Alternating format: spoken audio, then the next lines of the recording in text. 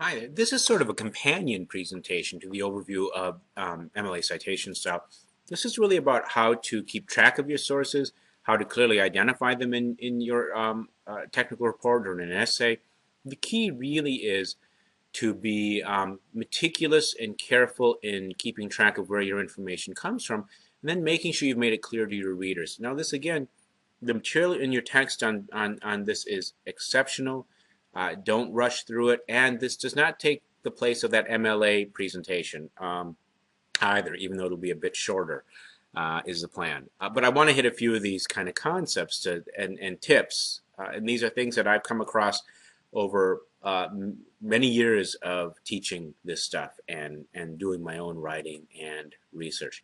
So first of all, while you're conducting your research, what's really important is if you're not just copying, if you're copying and pasting stuff from sources, make sure you copy and paste in the same way that I'm suggesting here. If you're making written notes, this is useful.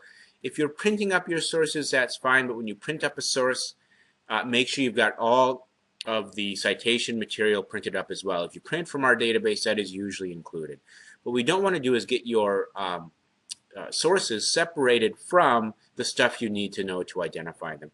So as you're writing, as you're working in your sources, as you're bringing things in, make sure you indicate in your writing at the time the stuff that doesn't come from you. Because if you're just blurring it together and you're going to go back and add your citations later, a good part of the time the citations do not get to where they need to be.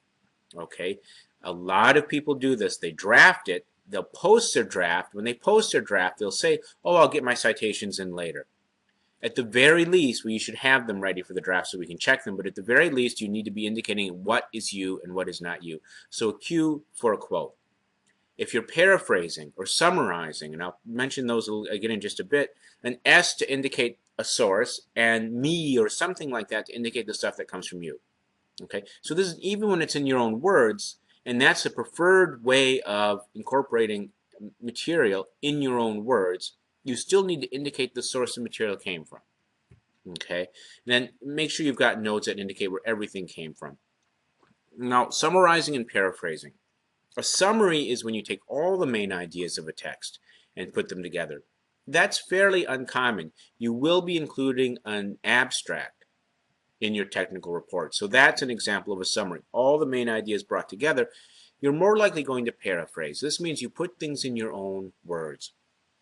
This is the best way of delivering most of your source information because what readers are listening to or reading, what they're interested in is ultimately your analysis.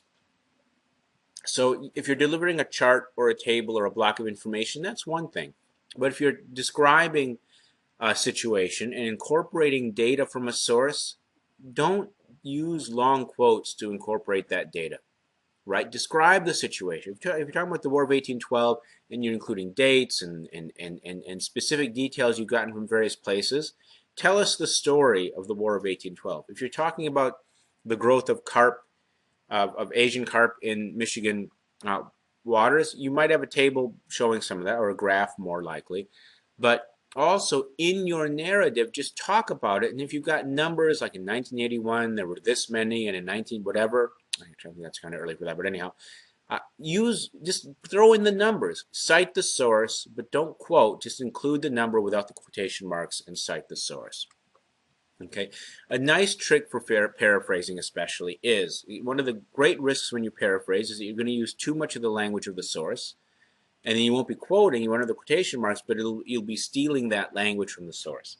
One way to avoid that is read the source carefully, and then set it aside and write what you remember. And then go back and check what you've written to make sure it still reflects what the source said. You're not likely to remember the exact words of the source. You're almost automatically going to put it in your same word, in your own language. It's like if somebody tells you something and later in the day you say, yeah, so-and-so said, you're not likely going to quote them exactly. You're going to be using your own words to describe more or less the main ideas of what they said. You still need to cite those sources. So when you paraphrase, you still need to cite the source. On your document, begin a summary or a paraphrase with a reference to the author. That's a nice way of indicating that, listen, this isn't me, this is somebody else. If there are phrases you really want to keep, or phrases that sound really distinctive and you're not sure quite how else to phrase them, you can keep them. Just put them in quotation marks inside your line and then make sure you've got the citation right next to them. When you are quoting directly, make sure you always have the person's name near the quote in the notes and in your essay, even if you're going to not include the name for some reason in your own prose, or you want to make sure you know who said exactly what. And then that name needs to be either in the sentence where you introduce the quote or in the parenthetical citation. Use direct quotes really sparingly. Choose the ones that are going to make the most impact on your paper. If you use a lot of direct quotes, it's like handing your essay off to somebody else. It can sound very choppy. It can make it seem like you've not really digested your information, that you're just throwing things together. It does not increase your credibility to quote directly. It's using the sources that increases your credibility. So if you're paraphrasing or summarizing the sources, that has the same weight. Okay? On the document, mention the person's name if they're an expert worth knowing. In other words, it's not some generic author from Time magazine or something like that. If it's an expert you're citing, mention the person's name. If we might not recognize the name, then tell us who they are. So-and-so, PhD, blah, blah, blah, said. Make sure you put quotation marks around the text that you're quoting. And again, as we saw in the MLA presentation, or will see in the MLA presentation, depending which of these you watch first, you can add phrases in brackets and omit text with ellipses.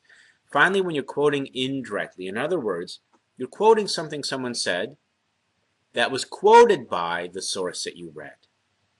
Okay? Remember, we saw in the parenthetical citation, you use that QTD, quoted in, to indicate these sorts of quotes. So you're quoting something President Obama said. You did not interview President Obama. You read what he said in an article. So that is an indirect quotation. Okay? And again, make sure you've got the information in there, and then make sure that you are varying the language appropriately. Okay, and this latter actually refers, and to another specific type of indirect quote, which is a kind of a paraphrase. When you're phrasing the quotation, but you're giving exactly the information in the quote without incorporating your own ideas, that's also an indirect quote. And actually, I just got the two muddled up in my brain as I was presenting to you, but I'll leave it as is because both are important. The quoted in indirect quote, we looked at an MLA, you need to handle that correctly. If the indirect quote is so-and-so said, Bob said to come to the meeting at 5. That's an indirect quote. I'm not quoting what Bob said, but I'm also not really paraphrasing in the sense I'm not just incorporating what he said into my own stuff. I'm telling you what he said, but kind of in my own words. So it's kind of it's a distinctive, unique use of the paraphrase. You just want to make sure that you have rewritten it sufficiently that you're not accidentally plagiarizing. If you're including phrases directly from the text, as we saw with paraphrasing, you just put that in quotation marks. Okay, when you're quoting, again, the indirect quotes, keep the person's name nearby.